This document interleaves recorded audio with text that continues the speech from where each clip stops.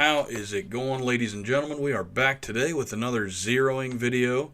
Today we've got the 24-inch Bull Barrel AR air quote sniper rifle. I got this gun on a trade a while ago. It's really just for fun. It'd be a great coyote gun if you were into that type of thing. I threw a big old Vortex Venom up on top there. And of course you got to put the monstrous sunshade on there to really send the whole sniper rifle aesthetic home. We got our 20 round magazines in there because everyone knows you look cooler with the 20 round magazine, even if they are less functional. And I got my Frontier ammo in there. I believe I was shooting 68 grain BTHP.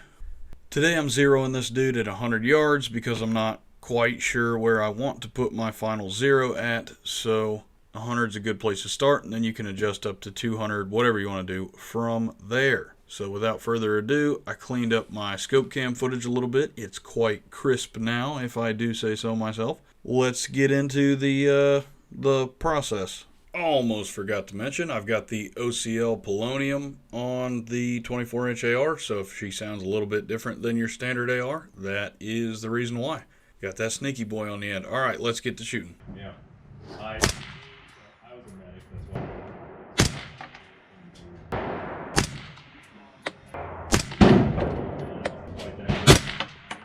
why. Alright, so it wouldn't be a typical video if I don't go ahead and start making excuses. So, right off the bat, you can see my recoil control is absolutely terrible today. And that is because the 5.56 is such a massive and devastating round. Of course, I'm just kidding. It was practically designed to shoot rabbits.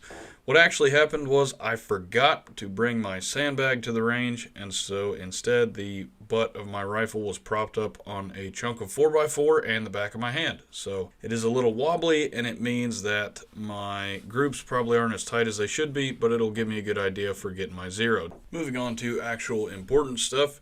You can see my zero group from that first round is circled in red, and the point of aim is right here on the center target on the top piece of paper. You can see my zero group is about 8 inches low and about 6 inches left, so I adjusted right and up about 20 and 30 clicks respectively. That was not an exact science, I just kind of sent it in there since I knew I needed to make a big adjustment here. And then we went back in for the second group.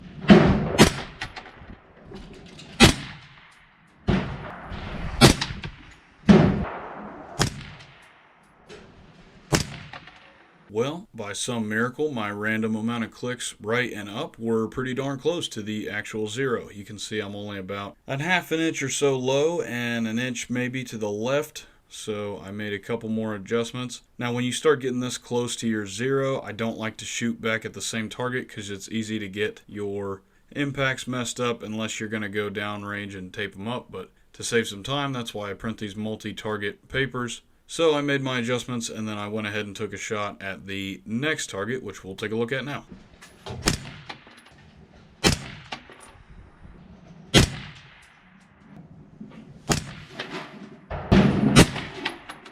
And I went from being low and left to being high and right, so whatever adjustment I made was just a little bit too much. You can see I started to track back there towards the center vertically, so some of it may be shooter error. So when I go to make my next adjustments, I'm not going to make anything huge, just some slight adjustments to see if I can get a little bit closer. And it's not the end of the world to be a little bit high of the target, because I probably will move the zero out to about 200 yards, and you will be a little bit high at 100 yards. Leaving it high isn't the end of the world. Not ideal, not the end of the world.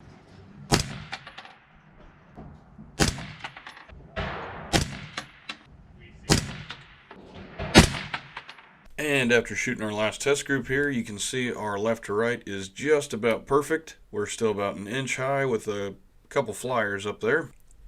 But as I said in the last clip, if we're going to be off somewhere, it's better to be a little bit high than it is to be a little bit left or right, or even a little bit low. Especially because 100 is not going to be our true zero for long. And not to mention, I may end up shooting 75 or 77 grain bullets out of this gun, which are going to naturally print a little bit lower than these 68s. So if we're going to be wrong, we want to be high. So at this point, I'd burnt through a whole box of ammo and didn't really feel like opening up another one. So I just turned her down about 4 clicks and called it good.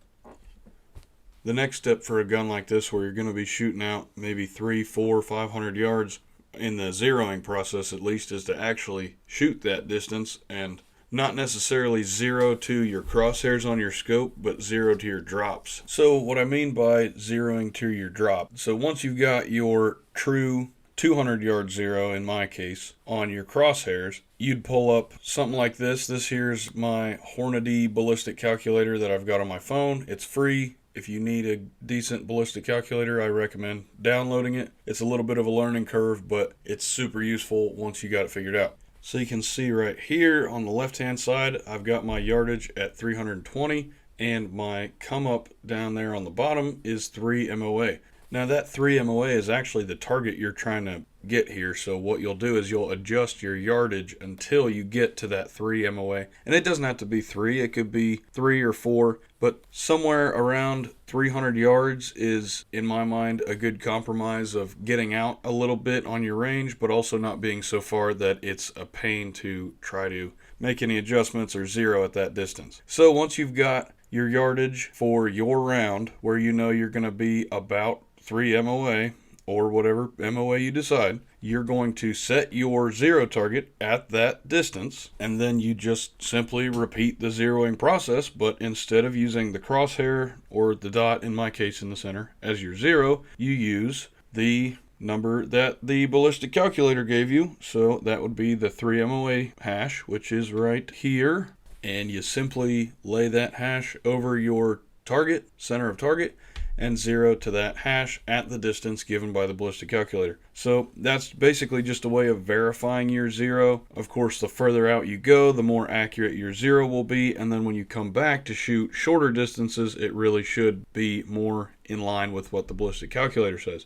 Of course, don't forget that when you go out further, you need much smaller adjustments to move the impact around on your target. So say if you were 2 inches to the right at 100 yards, you might need 8 clicks depending on how your scope is set up. But if you're 2 inches to the right at 400 yards, you might need 2 clicks or something like that. I'm not going to get into the science of the inner mechanisms and inner workings of the scope or MOA or any of that kind of stuff today. That's you might just have to look up another video on how all that stuff works if you don't already understand.